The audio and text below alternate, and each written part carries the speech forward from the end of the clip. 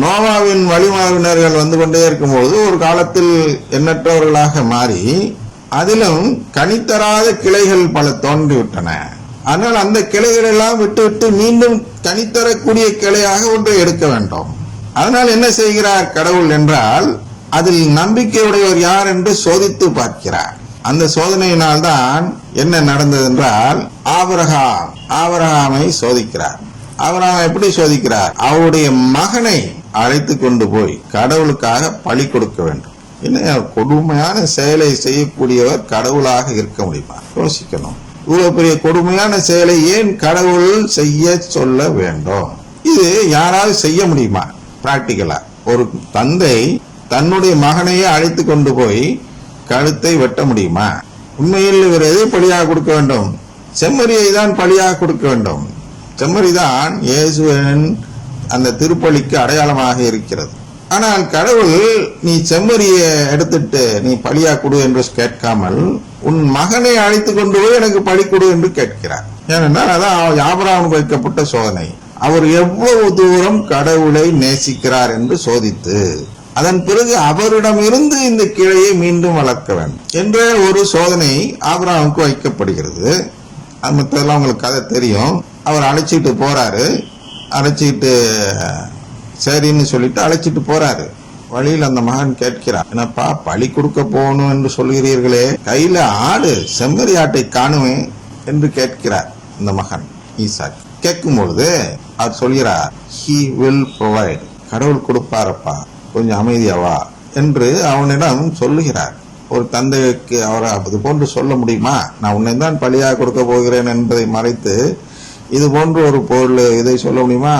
அதையெல்லாம் ஏற்றுக்கொண்டு அவர் அதிலெல்லாம் வெற்றி பெற்று அவர் மேலே செல்கிறார். அங்கே என்ன நடந்தது என்று உங்களுக்கு தெரியும்.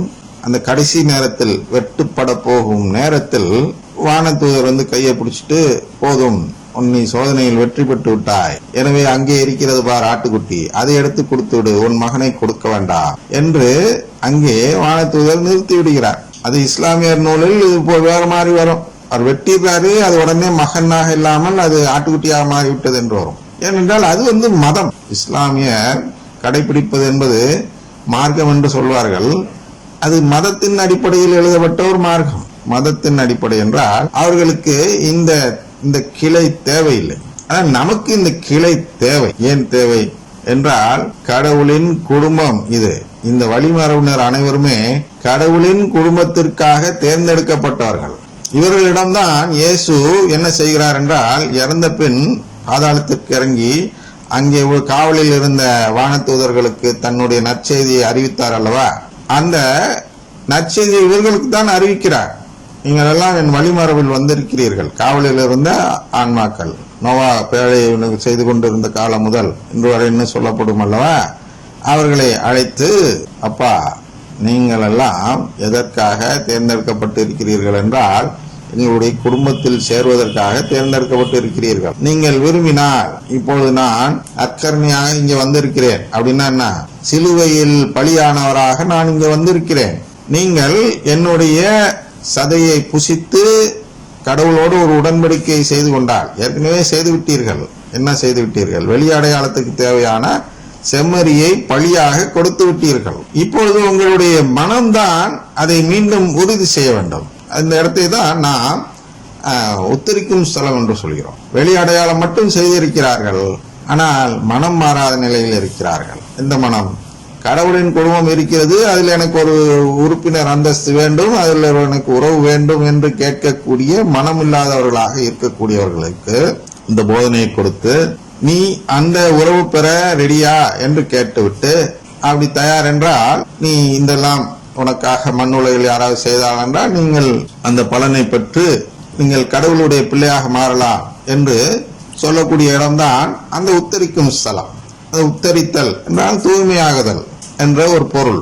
அங்கே அந்த நம்முடைய நம்பிக்கை தூய்மையாக்கப்படுகிறது.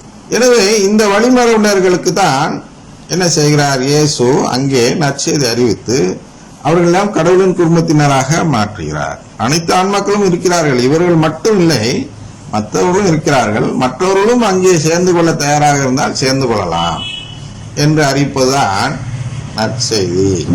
எனவே இங்கே மத்தேயு என்ன செய்கிறார் என்றால் ஆபிரகாமிலிருந்து ஆரம்பிக்கிறார்.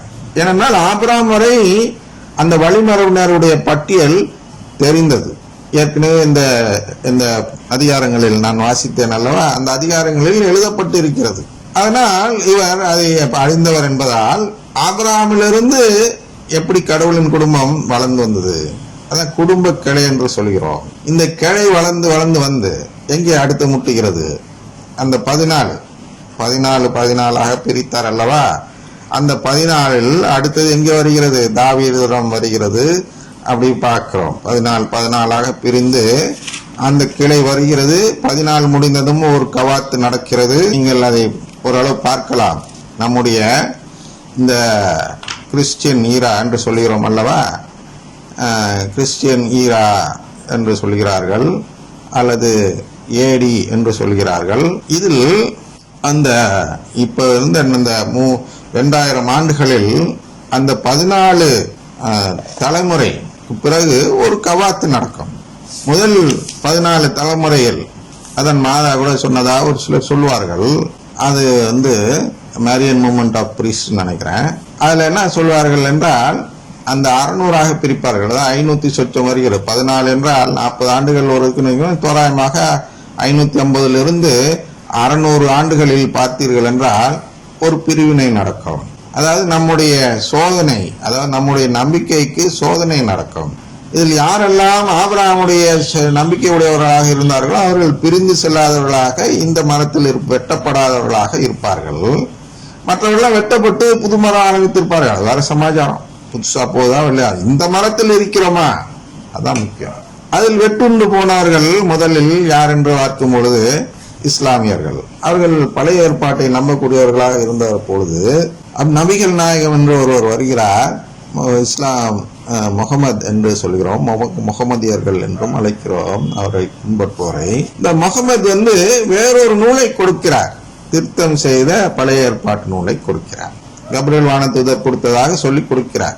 அது யார் கொடுத்தாங்க, அது உண்மையிலேயே கபிரியேல் வானதூதர், அதெல்லாம் நம்மளுக்கு தேவையில்லாது. அது ஒரு நம்பிக்கை உள்ளே கொடுக்கிறார். அதை நம்புகிறவர்கள் தங்களை இந்த குடும்பத்திலிருந்து வெட்டி கொண்டு அந்த குடும்பத்தில் சென்று அடைகிறார். குடும்பம் என்று அல்ல, அந்த மார்க்கத்தில் சென்று சேர்கிறார்கள். அதில் எஞ்சியவர்கள் தான் அங்கிருந்து வளர்ந்து வருகிறார்கள். அடுத்த 600 ஆண்டுகளில் தோராயமாக பார்த்தீர்கள் என்றால் மார்ட்டின் லூத்தர் வருகிறார். மார்ட்டின் லூத்தர் என்ன செய்கிறார், அவர் ஒரு பிரிவினை உண்டு பண்ணுகிறார். அடுத்த 600 ஆண்டுகளில் தான் என்ன நடக்கிறது என்றால் பெந்தகோஸ்து சபை வருகிறது. இந்த அருங்கொடை இயக்கத்தை உள்ளே நுழைக்கிறது. இதில் ஒரு ப்ரூனிங் நடக்கிறது, கவாத்து நடக்கிறது. அப்ப இதுல இன்னும் தூய்மையானவர்களை வைத்துதான் இனி அவர் தொடர முடியும். இதில் தூய்மையானவர் கிடைக்கவில்லை என்றால் உலகை முடித்து விட வேண்டும். இதுதான் நிலைமை. அதனாலதான் சீக்கிரமா என்ன சொல்றோம், அருங்கொடை இயக்கத்தை தடை செய்யுங்கள் என்று ஏன் கேட்டுக்கொள்கிறோம் என்றால் உலக முடிவை நாம் தள்ளி போடுவோம். ஏன் உடனே முடித்து கடவுளின் குடும்பத்தை சின்னதாக பார்க்கிறீர்கள் என்று அந்த ஆயர்களிடம் நாம் கேட்கிறோம். தடை செய்ய வேண்டிய அதிகாரத்தை பெற்ற ஆயர்களிடம் இதுதான் கேட்கப்படுகிறது. ஏன் தடை செய்ய வேண்டும்? எனக்கு ஒன்றும் அவங்க மேல பகையெல்லாம் இல்லை, எனக்காகலாம் இல்லை. ஏன் தடை செய்ய வேண்டும் என்றால் இவர்களை விட்டு போகும் பொழுது ஒரு காலகட்டத்தில் நம்பிக்கையே இல்லாத நிலை வந்துவிடும் நம் திருச்சபைக்குள். அப்படி ஒரு நிலை வந்தால் நிச்சயமாக உலகம் அழிந்துவிடும். சோதம் குமரா நகரங்கள் அழிந்தும் போது பார்க்கிறோம். ஒருவராக இருக்க வேண்டும் என்று சொல்கிறார், இல்லை என்றால் அழித்து விடுவேன் என்று சொல்கிறார் இல்லையா? அது போன்ற அழிவு 2-3 முறை காட்டப்படுகிறது. இதுல விவிலியத்தில் ஏன் காட்டப்படுகிறது என்றால் இந்த உலக முடிவு இப்படிதான் முடிவெடுக்கப்படும். ஒருவர் கூட நம்பவில்லை என்றால் அதுக்கப்புறம் நான் உலகத்தை வச்சுக்க மாட்டேன், சுத்தமா அந்த செடியை வெட்டி எறிஞ்சிடும். அது கனி தரக்கூடிய கிளைகள் ஏதாவது 1-2 இருந்தால்தான் நான் விட்டு வைப்பேன் அந்த செடியை சொல்கிறாரோ. அத்தி மர ஓமையில் சொல்கிறார். 3 ஆண்டுகள் பார்க்கிறார், கனி தரவில்லை, வெட்டி விடு என்கிறார். உடனே அந்த தோட்டக்காரர் தோட்டக்காரன்னா நம்ம மாதாதான் திருச்சி பேணி காப்பார். அந்த தோட்டக்காரர் என்ன சொல்கிறார், வேண்டாம் ஐயா கொஞ்சம் பொறுங்க, நான் கொத்தி போட்டு உரங்குறோம், போட்டு ஏதாவது காய்க்குதான்னு பாக்குறேன் அப்படின்னு சொல்லி அந்த தோட்டக்காரர் கேட்கிறார். அதுதான் அமல உற்பவி என்று சொன்னோம். உலகம் முடிந்திருக்க வேண்டும். எப்பொழுது இந்த பெந்தகோஸ்து சபை, அதாவது 3வது அந்த 14 தலைமுறை முடிந்ததும் உலகத்தை முடித்திருக்க வேண்டும் கடவுள். அதுக்கு முன்னாடி ஓடுறாங்க, ஐயோ உலகத்தை முடிக்கிறாங்க. அன்னைக்கு பார்த்தோம் 1854 என்று அர்த்தம் அல்லவா? அந்த நிகழ்ச்சி அதுக்காக தான் நடக்கிறது. உலகம் முடிவதற்கு ஒரு 100 ஆண்டுகளுக்கு முன்பாக அவர்கள் சென்று, ஒன்றும் இல்லை, இந்த ஒரே ஒரு டாக்மா அந்த திருச்சபையில் கொண்டு வர நீங்கள் அனுமதி தர வேண்டும். நீங்கள் அப்படி ஒரு அனுமதி தந்து விட்டால் அதை நம்பக்கூடியவர்கள், எதை நம்பக்கூடியவர்கள்? அமல உற்பவி அன்னை மரியாள் அமல உற்பவிதான் என்று நம்பக்கூடியவர்கள் அடுத்த கிளையாக தொடர்வார்கள். அதை நம்பாதவர்கள் வெட்டுண்டு போகலாம், கவாத்து செய்யப்படலாம். ஆனால் இந்த கிளை இன்னும் தொடர வேண்டும், இன்னொரு 14 தலைமுறைக்காக தொடர வேண்டும். அதற்கு வேண்டிய நம்பிக்கையை நான் கொண்டு வருகிறேன் என்று மாதா செல்கிறார்கள். கடவுளிடம் அனுமதி பெற்று அந்த திருச்சபையில் அந்த கோட்பாடு டாக்மாவாக அறிவிக்கப்படுகிறது. அதிலிருந்து 4 ஆண்டுகள் கழித்து இவர்கள் லூர்து நகரில் காட்சி கொடுத்து யாமே அமல உற்பவம் என்ற அந்த வசனத்தை சொல்லி புழுமைகளும் செய்தார்கள். அதெல்லாம் சொல்லி உலகத்திற்கு இன்றைய 20ஆம் நூற்றாண்டின் ஆபிரகாம் யாரு என்றால் அன்னை மரியாள். ஆபிரகாம் தான் தன்னுடைய மகன் ஈசாக்கையே கொண்டு போய் பலியாக கொடுக்க போனவர். அதே அன்னை மரியாள் தான் தன்னுடைய மகன் இயேசுவை சிலுவை வரை அழைத்து சென்று சிலுவை அடியில் நின்று கடவுளுக்கு இயேசுவை பலியாக கொடுத்தவர். நிஜமாக பலியாக கொடுத்து விட்டார். ஆபிரகாம்லாம் பலியாக கொடுக்கக்கூடிய மனநிலையை தான் பெற்றிருந்தார், ஆனால் கொடுக்கவில்லை. ஆனா அன்னை மரியாள் அதுக்கு மேலே ஒரு படிப்பை சோதித்தார் கடவுள். நீ கொடுத்தே தீர்ந்துடு, நீ கொடுத்துதான் ஆக வேண்டும் என்பது போல. அதான் உங்களுக்கு பெரும் கஷ்டம். அங்கே அழுகவும் கூடாது, அந்த அந்த பழியையும் கொடுக்க வேண்டும். அதனால் இது ஒரு மிகவும் ரொம்ப ரொம்ப கஷ்டமான நிலை. அதான் இதயத்தை வாழ் ஊடுருவும் என்று சொன்னார் அல்லவா? அங்கே நின்றார்கள் கடவுளுக்காக. எப்படி நின்றார்கள்? இயேசுக்காக நிக்கல. ஆக்சுவலா இயேசு இந்த வியாழ மாதா என்று இந்த சர்வைட் ஃபாதர்ஸ்லாம் இது கொண்டு 7 வியாழங்கள் கண்டுபிடித்தேன் என்று சொல்வார்கள். அது ஆக்சுவலா அந்த மாதிரி ஒரு வியாழம் உண்மை அல்ல. 7 வியாழங்கள் மாதா அனுமதித்தார் என்பது உண்மை. ஆனால் அவர்கள் சொல்லக்கூடிய பொருள் உண்மை அல்ல.